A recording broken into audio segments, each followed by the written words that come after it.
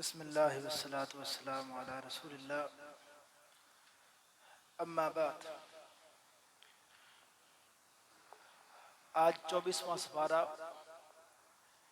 اس کی جو تلاوت ابھی جاری ہے، اس میں سب سے پہلے سورہ الزمر اس کی تلاوت کی گئی ہے۔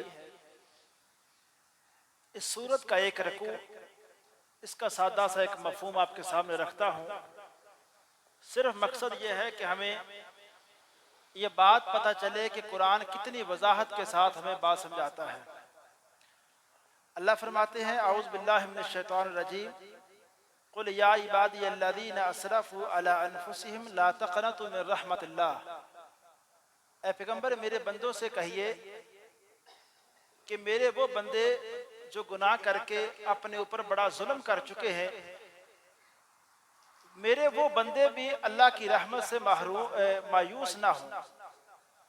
وہ اللہ تعالیٰ سے گناہوں کے بعد بھی ایک لمبی زندگی اگر وہ گناہ کر چکے ہیں تو اب بھی مایوس نہ ہوں، اللہ کے سامنے بیٹھیں اور سچے ارادے کے ساتھ معافی مانگیں۔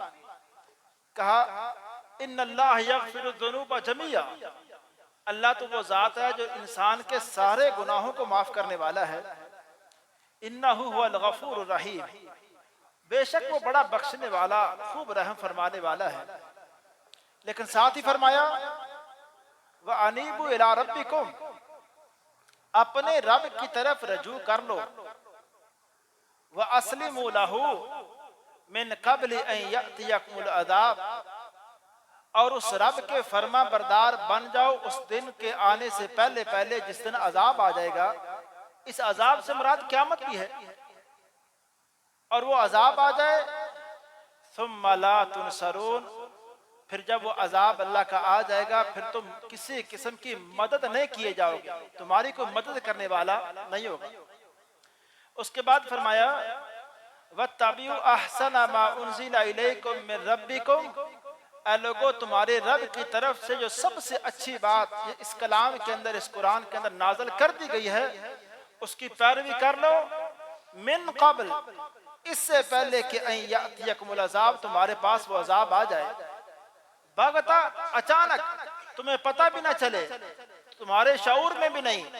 وانتم لا تشعرون، اور تمہارے ذہنوں نے اس بات کو سوچا بھی نہیں تھا کہ اچانک تمہارے پاس عذاب آ گیا، پھر تمہارے پاس کرنے کے کچھ بھی نہیں ہے۔ اور آگے فرمایا ان تقولا، کس سے پہلے؟ یہ جو اللہ نے فرمایا نا 2 دفعہ کہ اس سے پہلے، وہ کس بات سے پہلے؟ اب یہاں تذکرہ ہے کہ ان تقول، کیا انسان پھر تو کہے یا حسرتا علی ما فرطت فی جنب اللہ، اللہ تعالیٰ کی جناب میں، اللہ تعالیٰ کے بارے میں جو کچھ میں نے اپنی ذات کے اوپر جو میں نے ظلم کیا، یا حسرتا ہے، اس پہ افسوس ہے۔ وَإِن كُنتُ لَمِنَ السَّاخِرِينَ، اور یقیناً میں تو ان آیتوں کا، قرآن کی باتوں کا مذاق اڑانے والا تھا۔ میرے سامنے یہ باتیں قرآن کی پڑھی جاتی تھی، میں نے کبھی دھیان نہیں دیا تھا۔ قرآن کی یہ ساری باتیں نماز کے والے سے، اخلاقیات کے والے سے، وہ کیا بات ہے؟ اخلاقیات کا جو اعلیٰ معیار ہے وہ سورہ حجرات کے اندر اللہ تعالیٰ نے بیان کر دیا کہ اخلاقیات ایک معاشرے کے اندر کیا ہونی چاہیے۔ اور ایک بچوں کو میں کہتا ہوں ایک بورڈ کے ذریعے، کبھی ایک انسان سورہ نبی لقمان کی 10 وہ نصیحتیں، جو ایک عظیم انسان نے 10 نصیحتیں اپنے بچوں کو کی ہیں، وہ کبھی قرآن کے اندر پڑھ لی جائے کہ وہ 10 نصیحتیں کیا ہیں۔ اللہ فرماتے ہیں کہ انسان کہے گا کاش میں قرآن کی باتوں کا مذاق اڑانے والا نہ ہوتا۔ اس کے بعد اللہ کہتے ہیں کس سے پہلے انسان کہ تو سمجھ آئے، فرما بردار ہو جائے۔ او تقولا، یا پھر اے انسان تو کہے لو ان اللہ ہدانی لکنت من المتقین، اگر اللہ مجھے ہدایت دے دیتا نا تو میں بڑا متقی ہوتا۔ اللہ تعالیٰ جو ہدایت دیتے ہیں، اللہ تعالیٰ کا طریقہ کار، اللہ تعالیٰ کا اصول ضابطہ یہ ہے کہ جو رب کی طرف آنا چاہتا ہے اور اس میں دین سیکھنے کے حوالے سے تھوڑی سی بھی سنجیدگی اختیار کرتا ہے، دل سے ارادہ کرتا ہے کہ میں نے حق کی طرف جانا ہے، میں نے دین سیکھنا ہے۔ میرے بھائی پھر یہ جو ہم باتیں کرتے ہیں نا، کہ جب کوئی قرآن کی بات کرتے ہیں، جی قرآن پڑھ لیں، تھوڑا سا دین بیسک باتیں سیکھ لیں، اب کس کی باتیں سیکھیں، کون سا ترجمہ پڑھیں؟ یہاں تو اختلاف ہی بڑا ہے، یہ وہ وسوسے ہیں، فتنے ہیں۔ جو بندہ بھی سیکھنا اس دور کے اندر بھی چاہتا ہے، اس فتنے والے دور کے اندر بھی قرآن کو سیکھ سکتا ہے۔ ترجمہ انگلش کے اندر، اردو کے اندر، ساری زبانوں کے اندر تقریباً موجود ہے۔ جو بندہ سیکھنا چاہے سیکھ سکتا ہے۔ انسان کہے گا، اللہ کہتے ہیں اے انسان پھر تو کہے کہ اگر اللہ مجھے ہدایت دیتا تو میں متقین میں سے ہوتا، اور او تقول، یا انسان تیرے اس کہنے سے پہلے پہلے تو اللہ کا مطیع فرما بردار بن جا۔ کیا کہنے سے پہلے پہلے؟ کہ حین تری العذاب، جس دن پھر وہ عذاب کو تو دیکھے گا، جہنم کے اس عذاب کو، قیامت کے اس زلزلے کو تو دیکھے گا۔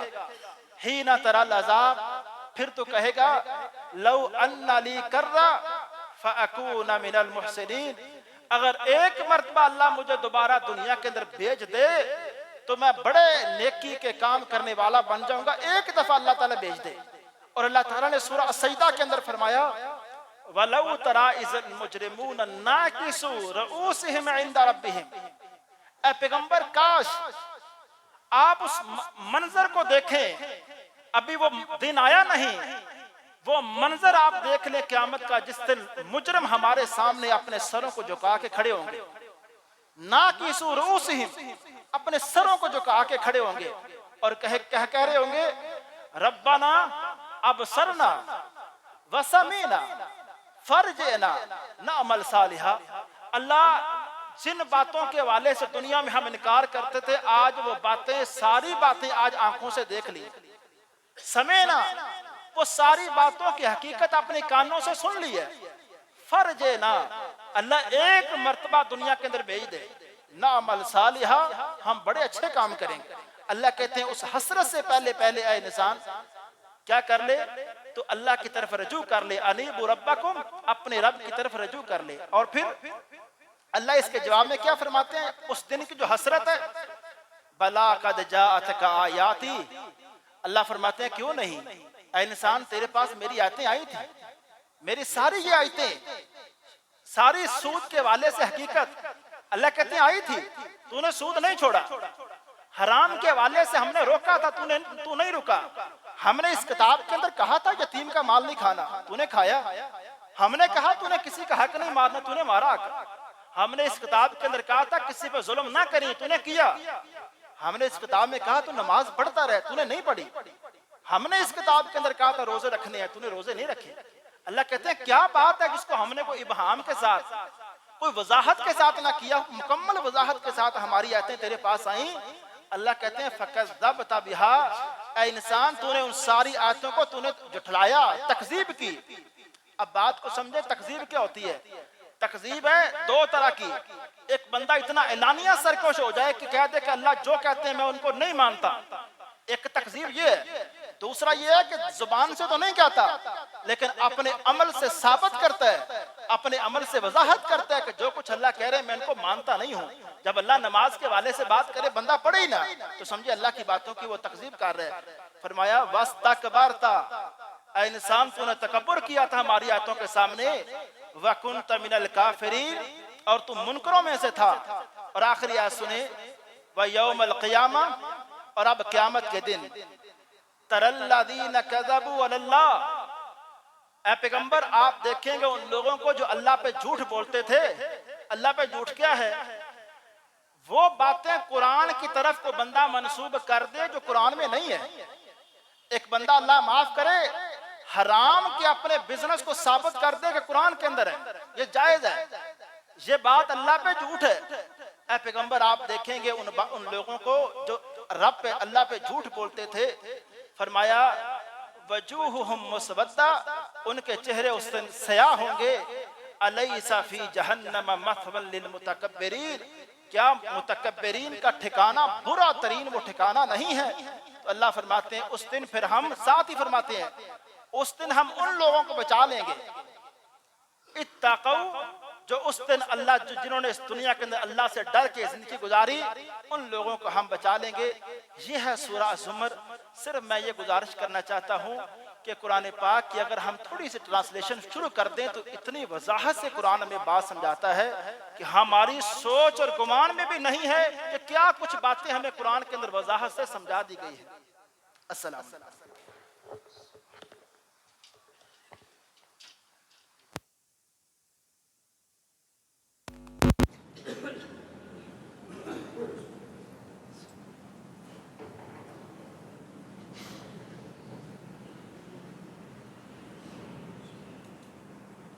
الله أكبر.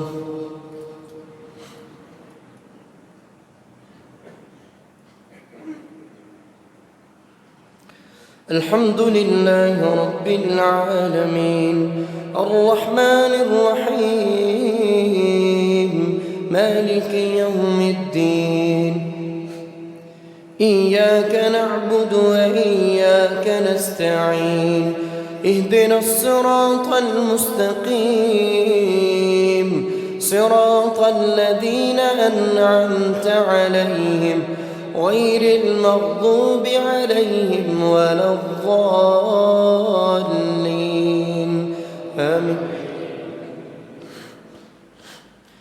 قل أئنكم لتكفرون بالذي خلق الأرض في يومين وتجعلون له أندادا ذلك رب العالمين.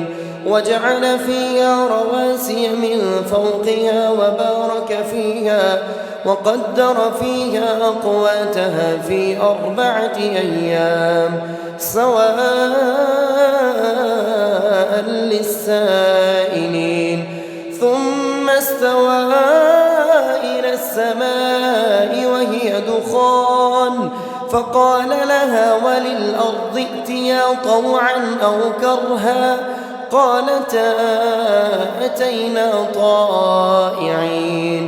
فقضاهن 7 سماوات في يومين وأوحى في كل سماء أمرها وزينا السماء الدنيا بمصابيح وحفظا ذلك تقدير العزيز العليم.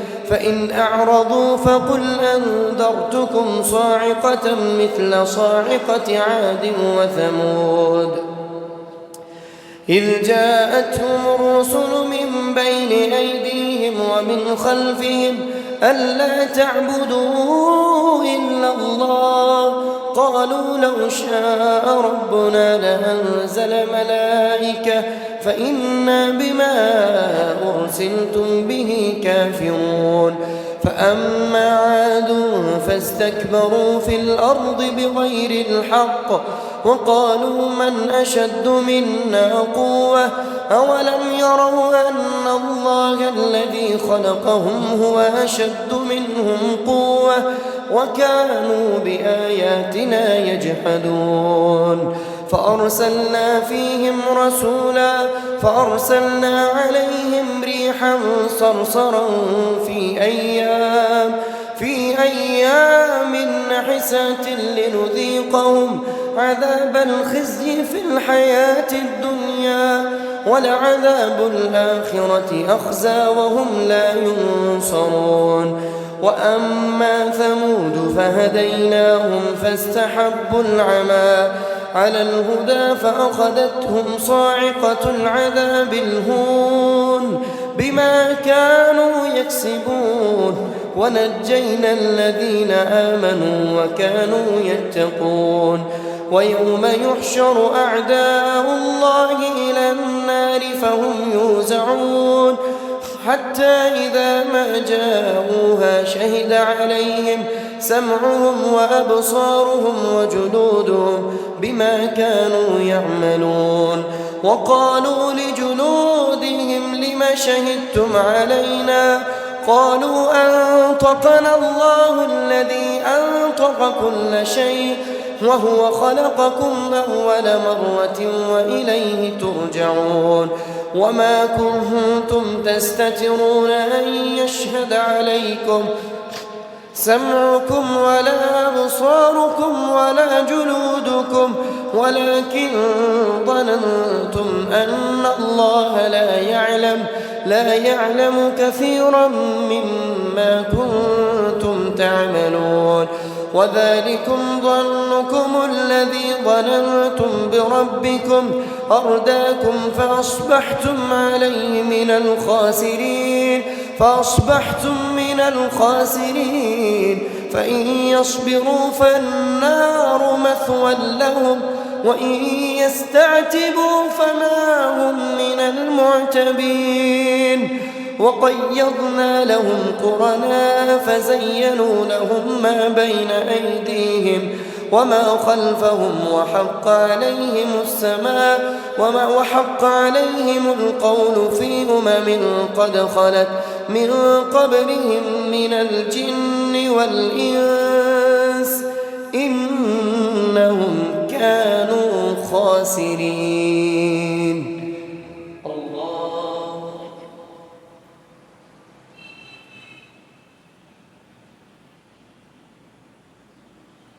سمع الله لمن حمده. الله أكبر.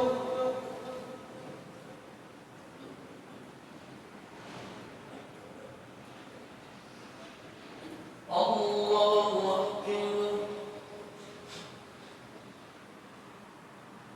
الله أكبر.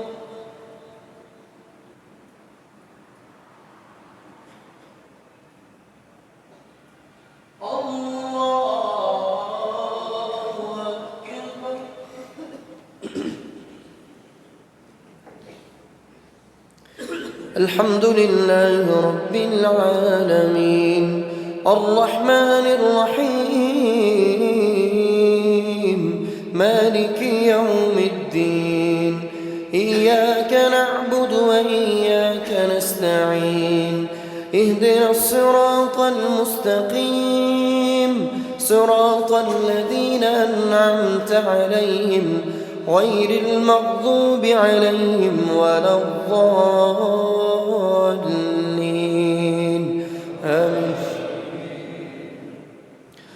وقال الذين كفروا لا تسمعوا لهذا القرآن والغوا فيه لعلكم تغلبون فلنذيقن الذين كفروا عذابا شديدا ولنجزينهم أسوأ الذي كانوا يعملون ذلك جزاء أعداء الله إلى النار لهم فيها دار الخلد جزاء بما كانوا بآياتنا يجحدون وقال الذين كفروا ربنا أرنا الذين أضلانا من الجن والإنس نجعلهما تحت أقدامنا ليكونا من الأسفلين إن الذين قالوا ربنا الله ثم استقاموا تتنزل عليهم الملائكة ألا تخافوا ولا تحزنوا وأبشروا بالجنة التي كنتم توعدون نحن أولياؤكم في الحياة الدنيا وفي الآخرة ولكم فيها ما تشتهي أنفسكم ولكم فيها ما تدعون نزلا من غفور رحيم.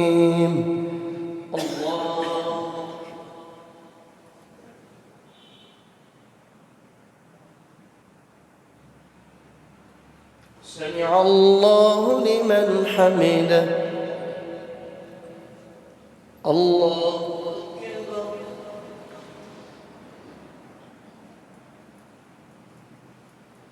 الله أكبر. الله أكبر.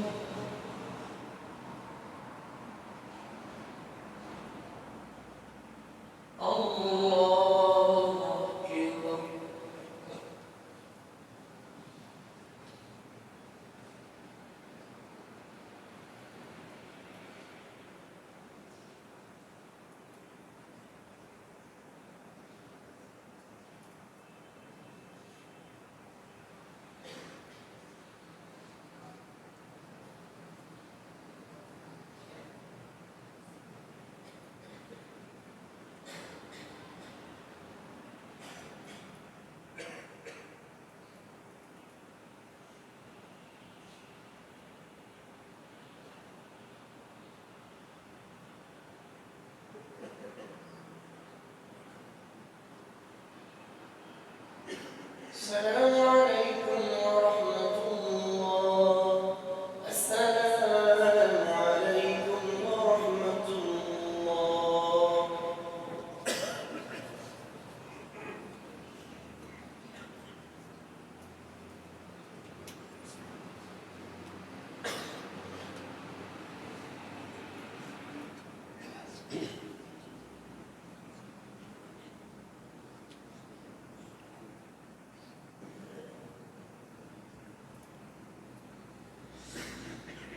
पहली रकत में इंशाल्लाह सजदे तिलावत होगा। पहली रकत में इंशाल्लाह सजदे तिलावत होगा। अल्लाहु अकबर।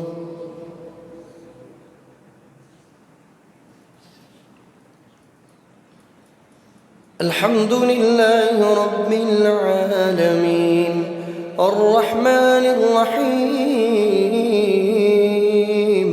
मालिकि यौमिद्दीन इय्याक नअबुदु व इय्याक नस्तईन اهدنا الصراط المستقيم صراط الذين أنعمت عليهم غير المغضوب عليهم ولا الضالين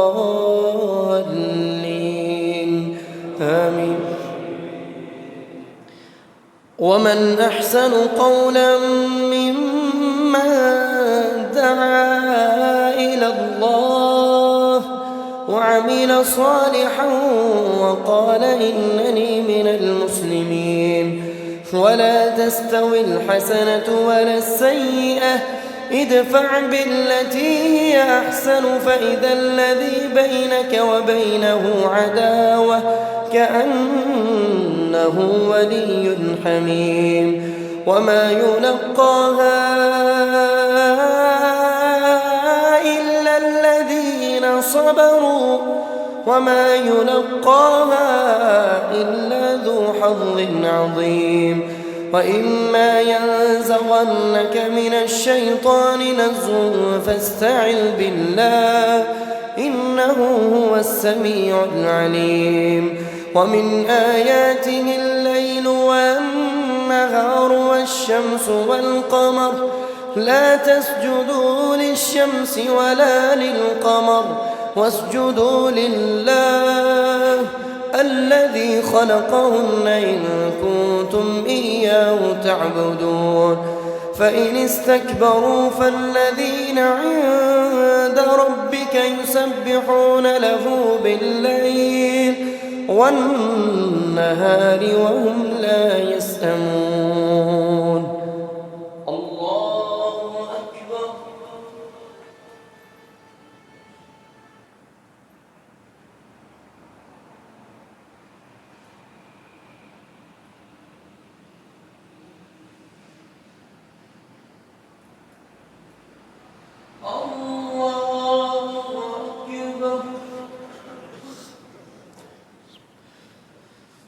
ومن آياته أنك ترى الأرض خاشعة فإذا أنزلنا عليها الماء اهتزت وربت إن الذي يحياها لمحيي الموتى إنه على كل شيء قدير. إن الذين يلحدون في آياتنا لا يخفون علينا أفمن يلقى في النار خير أم من يأتي آمنا يوم القيامة اعملوا ما شئتم من دونه اعملوا ما شئتم إنه بما تعملون بصير. الله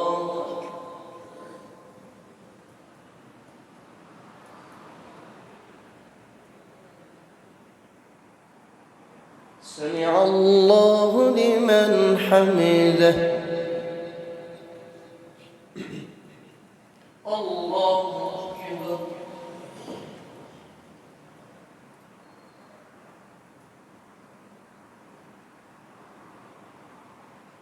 الله أكبر. الله أكبر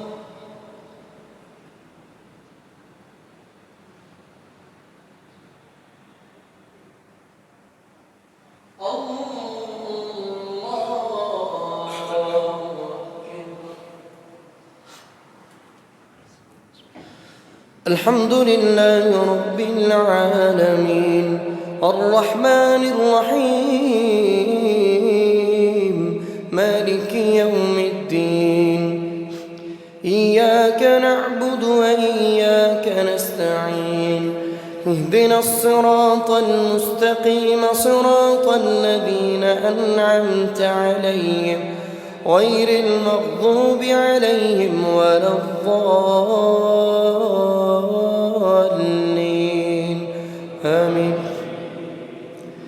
إن الذين كفروا بالذكر لما جاءهم وإنه لكتاب عزيز لا يأتيه الباطل من بين يديه ولا من خلفه تنزيل من حكيم حميد ما يقال لك إلا ما قد قيل للرسل من قبلك إن ربك لذو مغفرة وذو عقاب أليم ولو جعلناه قرآنا أعجميا لقالوا لولا فصلت آياته أأعجمي وعربي قل هو للذين آمنوا هدى وشفاء والذين لا يؤمنون في آذانهم وقر وهو عليهم عمى أولئك ينادون من مكان بعيد. الله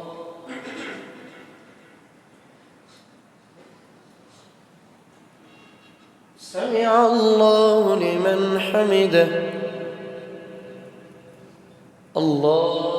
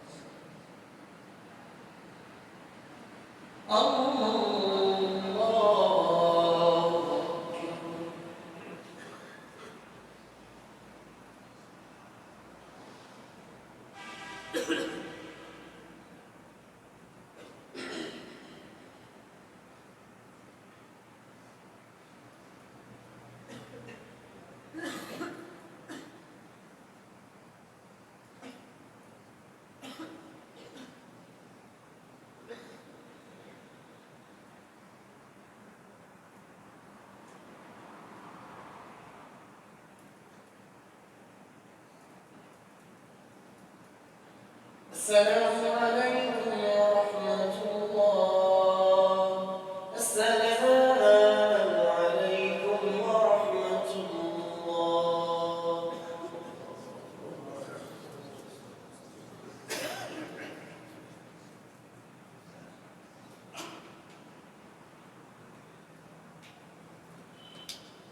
الصلاة والسلام.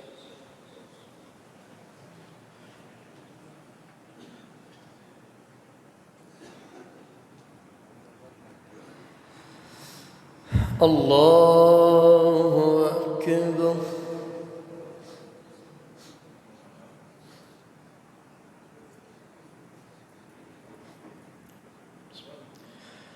الحمد لله رب العالمين الرحمن الرحيم مالك يوم الدين إياك نعبد وإياك نستعين اهدنا الصراط المستقيم صراط الذين أنعمت عليهم غير المغضوب عليهم ولا الضالين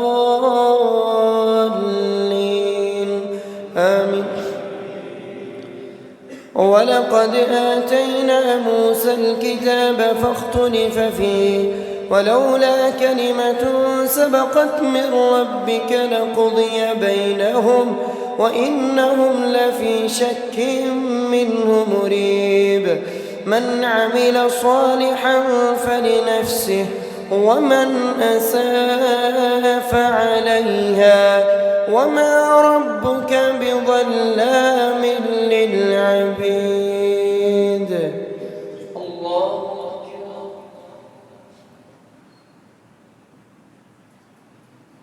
سمع الله لمن حمده. الله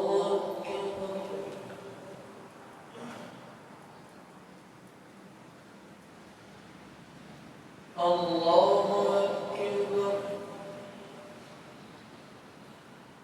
الله أكبر.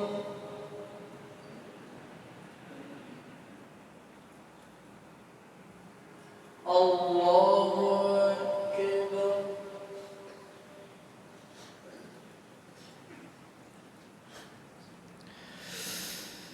الحمد لله رب العالمين الرحمن الرحيم مالك يوم الدين إياك نعبد وإياك نستعين اهدنا الصراط المستقيم صراط الذين أنعمت عليهم غير المغضوب عليهم ولا الضالين آمين. إذا جاء نصر الله والفتح ورأيت الناس يدخلون في دين الله أفواجا فسبح بحمد ربك واستغفر إنه كان توابا. الله أكبر.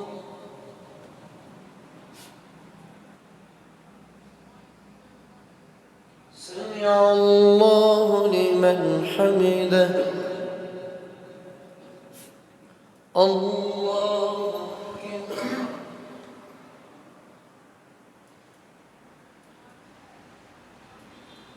الله أكبر.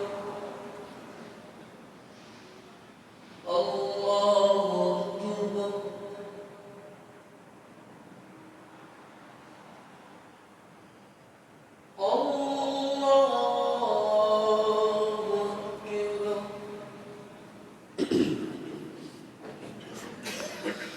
الحمد لله رب العالمين الرحمن الرحيم مالك يوم الدين إياك نعبد وإياك نستعين اهدنا الصراط المستقيم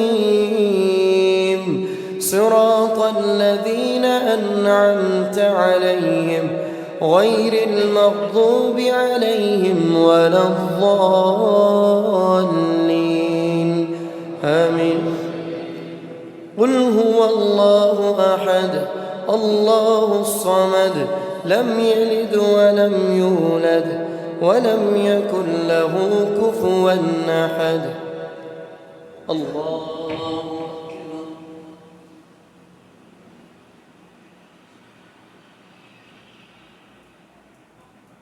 سمع الله لمن حمده. اللهم اهدنا فيمن هديت وعافنا فيمن عافيت وتولنا فيمن توليت وبارك لنا فيما أعطيت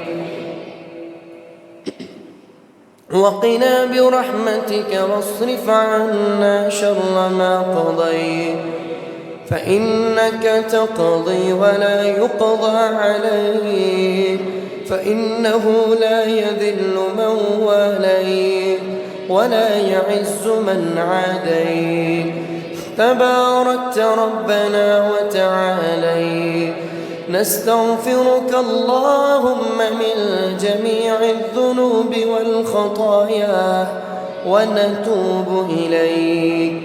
اللهم اغفر للمؤمنين والمؤمنات والمسلمين والمسلمات وألف بين قلوبهم وأصلح ذات بينهم وانصرهم على عدوك وعدوهم. اللهم العن الكفرة الذين يصدون عن سبيلك ويكذبون رسلك ويقاتلون أولياءك. اللهم خالف بين كلمتهم وزلزل أقدامهم وأنزل بهم بأسك الذي لا ترده عن القوم المجرمين. اللهم اغفر لنا قبل الموت وارحم لنا عند الموت ولا تعذبنا بعد الموت ولا تحاسبنا يوم القيامة. اللهم رب ارحمهما كما ربياني صغيرا. ربنا ظلمنا